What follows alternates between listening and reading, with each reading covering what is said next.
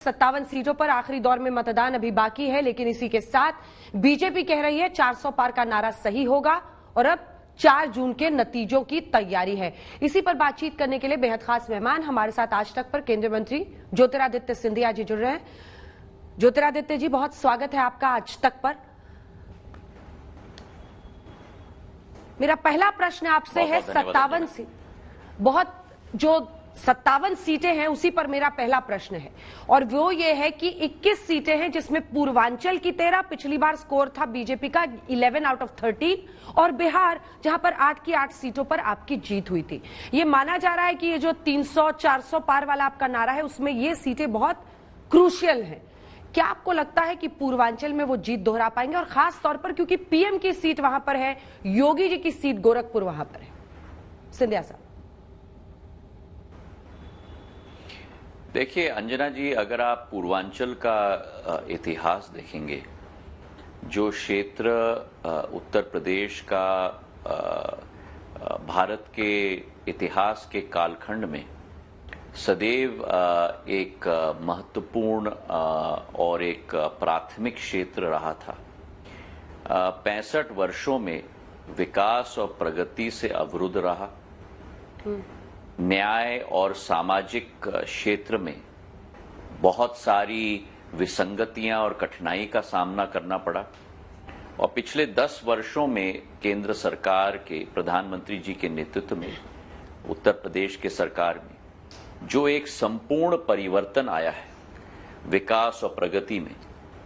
चाहे आप देखें पूर्वांचल एक्सप्रेस जो आज उस बहुत दूर दराज क्षेत्र को सीधे दिल्ली तक के क्षेत्र से जोड़ता है, चाहे आप देखें जो स्कूल्स कॉलेजेस की शुरुआत हुई है, काशी का जो एक भव्य रूप प्रधानमंत्री जी ने स्वयं बैठकर रेखांकित किया है, और चाहे आप देखें कि राम मंदिर की स्थापना वहां हुई है, तो चाहे आध्यात्मिक तौर पर, आर्थिक तौर पर, अधोसंरचना के तौर पर एक न्याय का जो वातावरण आज उस क्षेत्र में पूर्ण रूप से स्तंभ की तरह स्थापित हो चुका है।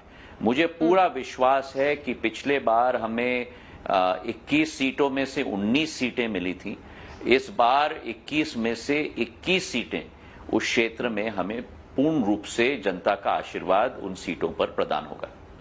अब आते हैं सिंधिया साहब कन्याकुमारी, वहां लिए चलती हूं आपको इससे पहले कि अन्य मुद्दों पर बात हो। प्रधानमंत्री कन्याकुमारी में ध्यान में लीन है। अब विपक्ष हमलावर है, वो कह रहा है कि ये वायलेशन है कोड ऑफ कंडक्ट का। कल वोटिंग हो रही है 57 सीटों पर और पीएम वोटर को इन्फ्लुएंस कर रहे हैं, जिसकी मनाही करता है चुनाव आयोग। देखिए, जिस दल और जिस मैं क्या कहूं, इंडिया IN.I.A गठबंधन कहूं या ठगबंधन कहूं, जिनकी सोच और विचारधारा और मूल्य और सिद्धांत इस देश की माटी के साथ न जुड़े हुए हो, जिस गठबंधन की विचारधारा और मूल्य और सिद्धांत इस देश की ऐतिहासिक कर्म भूमि के विरुद्ध हो, उससे क्या और अपेक्षा की जाएगी। जिस प्रधानमंत्री जी ने इस अभियान या इस युद्ध के बाद ये स्थापित किया कि कन्याकुमारी में जाकर उस क्षेत्र में जाकर वहां दर्शन करेंगे, एक तरीके से मग्न होंगे अध्यात्म की शक्ति के आधार पर उस मेडिटेशन रॉक पर जहां स्वामी विवेकानंद स्वयं उन्होंने तपस्या की थी और एक नया भारत का एक सपना देखा था, जिस तपस्या के पत्थर पर हमारे संस्कृति में लिखा गया था कि पार्वती जी भगवान शिव की आराधना कर रही थी।